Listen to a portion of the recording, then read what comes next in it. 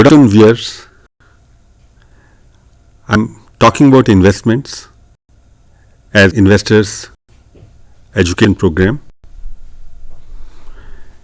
In fact, this presentation is in continuation of my earlier lecture on 10th March. Some of the things I have discussed there, I may be just touching upon in this presentation because of positive time. Long-term investing, a good habit, is flowing from the concept that we should keep on investing our money, a part of our money. In fact, in old days time, I used to hear from my forefathers, my grandmother, my elder people used to talk about whatever earning you have, part of it should go for charity, part of it should go for savings and investments, while only a part of it should be spent on day-to-day basis. This thing is flowing from the fact that could be unforeseen circumstances. There could be situations where you may need money. It could be medical, it could be children education, it could be children marriages, or an unknown requirement. And hence you should have savings, you should have investments which can become handy at that point of time. Investment is a very personal subject.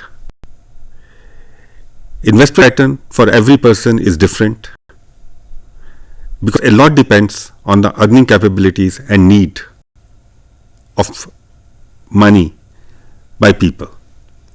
Every person will have different needs. Every person may have different cash flows. Every person may have different mindset. And hence, when I'm talking about long-term investing as a good habit, the key is coming from our forefathers' teaching that part of the earning should always be invested. Investment also like wealth management, because when we talk about investing, the word could be wealth management. That means you manage your wealth. In 40 years of work experience and dealing with different kind of clients, having low wealth and having lesser wealth, I realized one thing, that money making is difficult. Now it's not easy to make money, but then retaining that money which is made or retaining wealth is more important and more difficult. Somebody asks you, if you already have wealth, then what is the problem? Why it is so difficult? A lot of factors which one talks about. So I have tried to cover up some of the aspects that we need wealth protection against undue taxes. When you have wealth, when you have income, a lot of taxes starts coming in. Income tax. Earlier there used to be wealth tax and estate duty tax. Fortunately, those two taxes are no more on the statute book. But every time, whenever a need for money for the government comes, the first thing is, okay, tax more the people having money. That means tax the rich. So you have to plan and you have to work in such a way that you don't pay undue taxes. Due taxes should always be paid because they help in the economic development of the country, which in turn help you also in promoting and increasing your wealth. Wealth management need to be even handled from the point of view of undue risks. Since one has wealth, generally the person gets careless. He thinks, oh, a lot of money, so it doesn't matter, I can take risks, I can spend the money, and ends up sometimes losing the money. There are plenty of examples where we have seen in 10 to 15 years, people burnt 8 to 10,000 crores of rupees So the kind of wealth they had or they have been inherited with, they all got lost because of their not able to manage the risks. एक पुरानी कहावत है कि grow होगा मक्खी आएंगी. So there are undue inducement also which starts coming.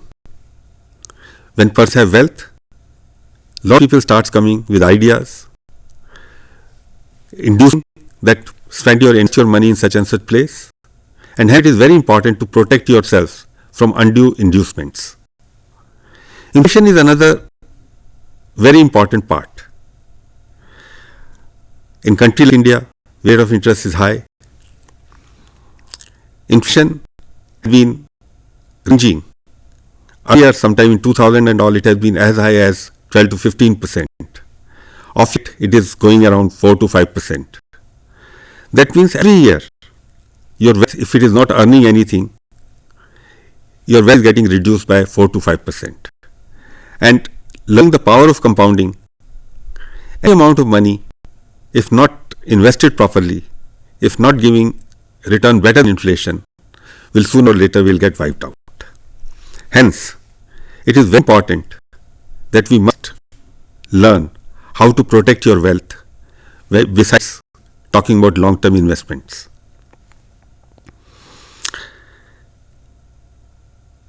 Which is needed for what? It is for peace, it is for meeting your requirement in the long run, particularly after retirement. Human psychology, human life is subject to a life cycle in which after 55, 60, the capability to work starts reducing. And sometime from 70, 80 onwards, it reduces further, while medical expenses continue to grow. And it is very important that when you are not able to work, when you are not able to have that earning flow which has been keeping you alive from 30 to 55, 60 years or so, you should keep some investments and saving in such a way that your retirements, etc., can be taken care of. Investment is needed even from succession planning point of view, so that when you are leaving things for your children and all, because in India, 99% of the people work for their children. They try to save, they try to secure their 7 generations at least. And lot many times I said to some of my clients, please don't try to become a god. Then again an old saying comes, पूत सपूत तो क्या धन संचय, पूत कपूत तो क्या धन संचय. But it's easy saying, but finally everybody plans for their wealth for their children. And hence, when you look well for succession, you should try to keep it simple. Don't make it complicated. Otherwise, maybe the next generation may not be able to handle it. And hence, it is very important to understand the importance and need of wealth management.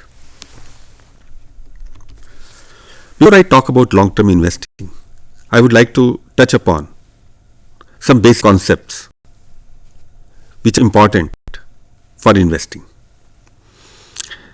First and very important subject is what wealth means to people. Now, if you ask yourself a question, what wealth means to you?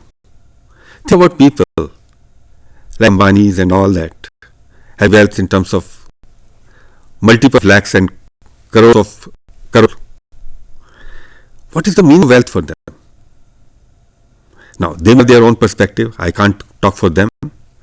But some people I spoke to, for some, wealth means status, some it means power, some it means security, freedom. A lot of people say that it gives me freedom. Freedom of what? Now, sometimes it can be reflected that it gives freedom to do what you want to do in your life. Everybody knows that life is of a limited duration. That's the way God has made you. So, you want to do certain things in your life which, because of your day-to-day needs, family circumstances, environment, children's education, medical needs, extra you are not able to do. But once you have wealth, you can do what you really want to do in your life. Maybe charity, maybe spiritualism, maybe further learning. In fact, a very apt quote I got a year back was that there are a lot of people who go to college to create wealth. Because you go to college, create knowledge, and then ultimate objective is to create wealth. But there are a lot of people who use their wealth to go to college. In other words, you already have good wealth, whether by way of your own earning or inheritance, and you say, okay, I need to enhance my knowledge, I need to do spiritualism, or I need to know more about management, and I want to take a Harvard course, or I want to take a leadership course, or so that's why there are a lot of people who use their wealth to build further knowledge.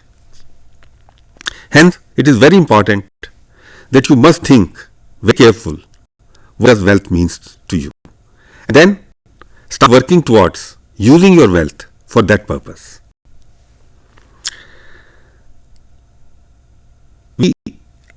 In some of the basic concept, one of the concept is of active income and passive income. As said, human cycle is subject to deterioration after a point of age. Hence, it's very important that we must have passive income. Now, before I talk about passive income, let me give you the difference between active income and passive income. The difference between active income and passive income is that for active income is flowing for your actions, from your work. That means if working, you are getting salary, or you are doing business and you are getting profits, that's your active income. But passive income is something, you are doing anything, but still you are getting income. Now think about old age. Your history teaches a lot. So I try to understand how this concept used to work. 100 years back, 500 years back, 1000 years back. We used to see, there were kings, Raja Maharaja hote the. They were never working, but still they were making money because they had their investments in the form of villages, loans, places on which they were getting lagans or they were getting rental income. Similarly, जमींदार होते थे, उनके पास rental income आती थी, उनके खेत होते थे, दूसरे workers used to work on the field and they were getting the benefit of it. Now this is passive income. So we need to see that if you want to be really rich, there was a book by the name of My Rich Dad, My Poor Dad, and the concept of passive income is very well explained in that you can only be rich if you have good passive income. Otherwise, like Warren Buffett has said, that if you do not have passive income, you will keep on working till you die. In other words, you will only have active income, but if you have passive income, you can consider retiring honorably and still maintain the lifestyle you have been maintaining in the past when you had active income. Hence, please look at the concept of active income and passive income. Do some retrospection and introspection and see, have you developed adequate passive income to meet your long-term goals, be it retirement, be it children's education, be it their marriages, be it further things. Hence, it is very important to understand the concept of active income and passive income before you think of investing. Another very important concept in investing is the risk-reward relationship. When we talk about risk-reward relationship, it basically reflects that reward is a reflection of the risks. More the risks, more the reward. Lesser the risks, lesser the rewards. Another concept which is very important is fear and greed. This is there in every human aspect. One gets scared very fast and one gets greedy very fast. One sees that my friend is making money, my other people, the whole world is making money. You say, okay, I will also make money. That's how when the peaks of the markets comes, the gullible investor starts coming and investing more because they see that everybody is making money.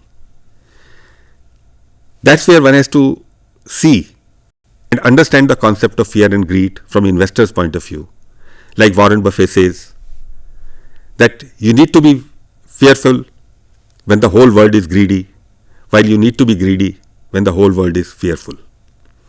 In other words, when there is blood on the streets, that's the time to invest. And that time most of the people do not invest. In fact, they run away. And sometimes they even liquidate their investments. Now, those are some of the aspects which I am again covering up in my next point of basic concept, which is behavioral aspects of human being.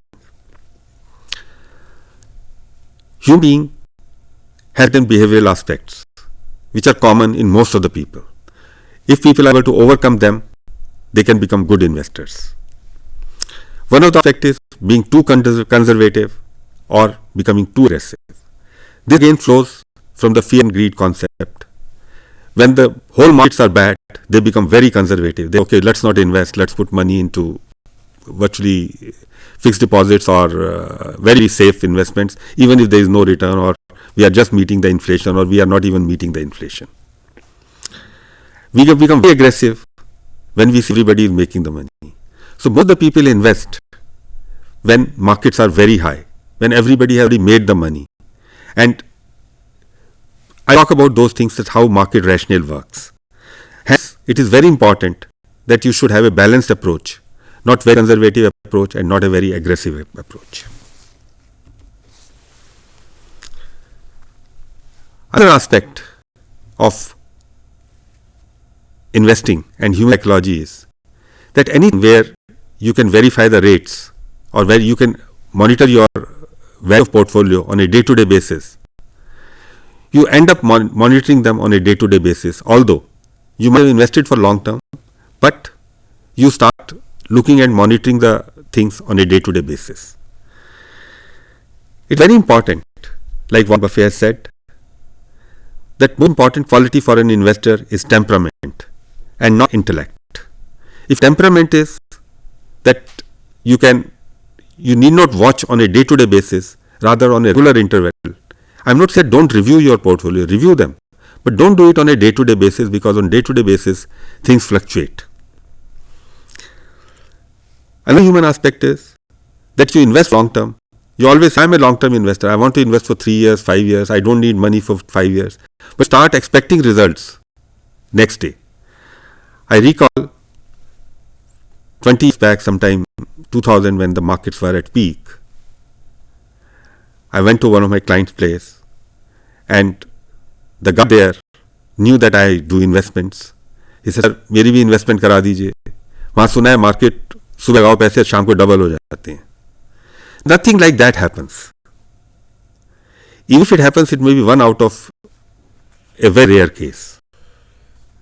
And it may be even doubling the money, but yes, there could be good returns in a week, in a 10 days time. But everybody can't do that, and everybody should not expect that.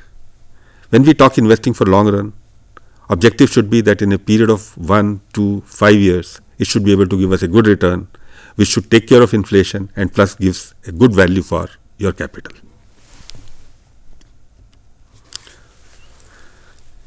Try to focus on too much on the current news. Knowledge is important, but seeing a situation, seeing current situation does not mean that that will prevail throughout the life or will prevail in the long run. Events will come, like if you talk about 2000, Y2K was a big issue. In 2008, a total meltdown because of the falling of Lehman Brothers. Economic crisis happened. At that time, it was looking like it's the end of the markets. But it survived, it grew many-fold after that. And hence, we should give importance to current issues, but we should not give too much importance to current issues.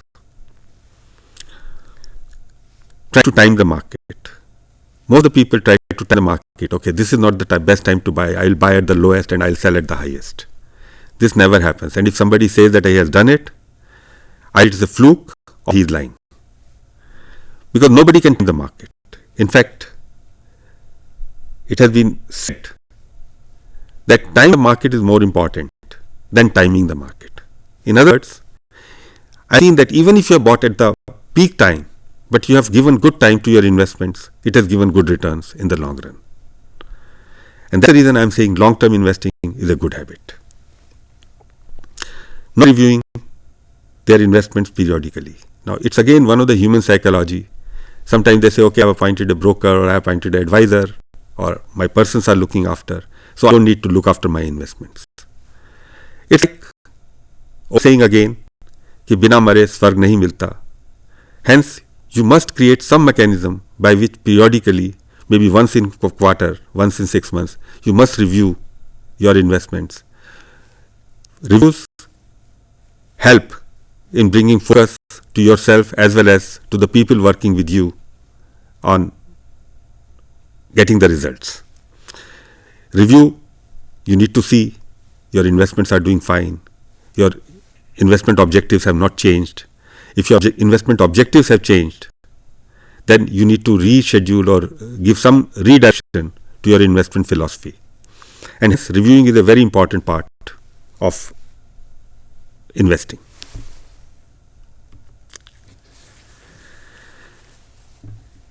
Before I come to the general perception of the people about stock market, here I am talking mainly about the stock market. I want to talk about one more thing as a big concept, that perception that discipline is a very important part of investing. Discipline is important in every part of life. So is for investment, and taking care of these general aspects are very, very important. Coming to the perception of people. See, general perception of people, I've seen even big leaders at certain platform talking about, oh, stock market, it's a speculator's den. आप करते क्या हो? कुछ नहीं है, कोई valuation का basis नहीं होता. ये मार्केट है, ऑपरेटर्स हैं, ब्रोकर्स हैं, वो ऊपर नीचे करते रहते हैं और पैसे बनाते हैं. इन्वेस्टमेंट का मतलब है इनसाइडर इन्फॉर्मेशन. अगर आपके पास इनसाइडर इन्फॉर्मेशन है, अगर आप क्लोज टू टिप्स या इन्फॉर्मेशन के बेस पे काम करते हैं, तो आप पैसे बना सकते हैं, नहीं तो आप पैसे नहीं बना सकते. According to them, there is no rationale in the market for going up and down. My personal feeling and my knowledge of last 40 years is that markets have strong rationales. Market has a clear relationship between economic growth and growth in the market. In fact, global economy, cash flow in the market, specific sectors growth, influenced by the government policies, influenced by the sector's approach, and specific information about the share are very, very important part to decide whether your investments will give good results or not. Hence, knowledge plays very important role in investing.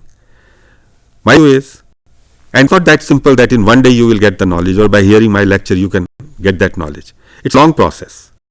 You have to continuously keep on updating yourself on various aspects of markets, various aspects of economy, various aspects of companies. But sooner or later, once you are equipped with all these things, you will find that there is rationale and that will give you confidence of investing in the market.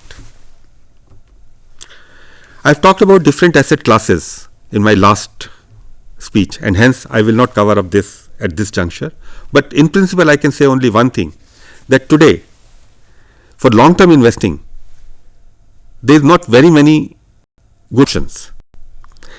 To my mind, equity looks to be as a very good option for long-term investing, which could be through mutual funds or which could be through direct investment, provided you can cover your behavioral aspects, provided you create those adequate required knowledge. I've covered in my last conversation about importance of income tax. Income tax plays a very important role in deciding how to invest, where to invest, because finally there are certain incentives which have been provided by government for investing into capital market, into equity market, and hence one should try to take those legal benefits which have been provided by the law. Our analysis reflects that equity is the best asset class for long term. We've seen that on year-on-year basis, you may have fluctuations in your investment returns when you invest in equity. But we have seen, if you look at 5-year CAGR, 10-year CAGR, 15-year CAGR, that you keep on investing into a specific fund or stock, a good stock, for 5-year, 10-year, 15-year basis, you'll constantly see that they have given good returns and they have given positive returns. And hence, it is very important to see. I'm talking about the rationale for capital market or investing. The most important rationale for investing is that stock market grows sooner or later, maybe 5 years, 10 years blocks, based on the growth of the country's GDP plus inflation minus dividends, because finally the value of shares or companies gets reflected by the GDP growth. If we are convinced that our economy will grow at 6-7% per year, we are confident that inflation may remain 3 to 4% every year. We may consider a return of 10 to 12% per annum if we invest for 10 to 12 years period, 5 to 10 years period. So it is very important that we understand this relationship. And to explain the relationship, I like to create one slide. This is on Nifty and sub-indices. In this, we have tried to give, if you look at the monitor, we have to give individual years returns. Like in 2015-16, there was a Nifty has given a negative return of 8.9%. 16-17, 17-18, 18-19, they have given positive returns of 18.5%, 10.2% and 15%. 19-20, they have again given a return of 26% minus. But 25th January 2021, that is 2021, January 21, it given a return of 65.6%. If you look at 5-year return on investment, compounded annual general growth rate of investment, it is 13%. That means every year you have made 13% return. If you would have remained invested for 5 years, irrespective of the time when you have invested the money, 10 years it is 8.7%, 15 years it is 11.4%. Hence, if you remain invested for 15 years, from equity you would have got Nifty returns, Nifty index, you would have got 11.4% return. Similarly, we have talked about Nifty mid-pack, Bank Nifty, Nifty Pharma, Nifty FMCG. And the result is the same, that in individual years you may have fluctuations in your returns, but in 5 years or long-term basis, the return had been virtually in double digit or so. It's making your inflation, it's down, and it's giving good return on your capital. Hence, similar exercise we have done for some specific blue chip shares, and then we have done some specific things for some funds. We have also looked at the rationale. Like 31st March 2000, Nifty was at 1528. We given a chart in which every year growth has been added to. From there you will see that today the index had been around 14,700, while our prediction from the factors which we have talked about is giving a index rate of 14,327.